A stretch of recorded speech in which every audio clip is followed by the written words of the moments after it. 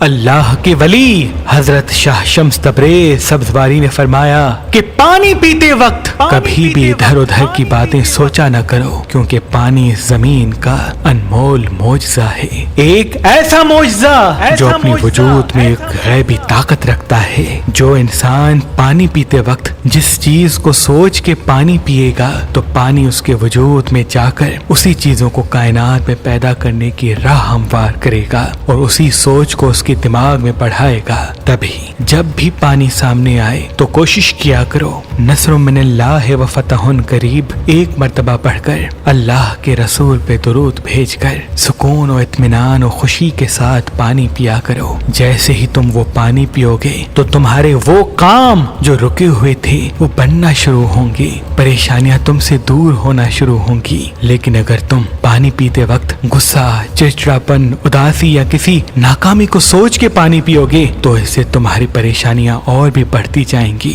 اور یوں تمہاری زندگی میں رکاوٹیں تمہیں اور تمہارے گھر کو پریشان کر دیں گی، اور تمہارے گھر کو پریشان کر دیں گی، اور تمہارے گھر کو پریشان کر دیں گی۔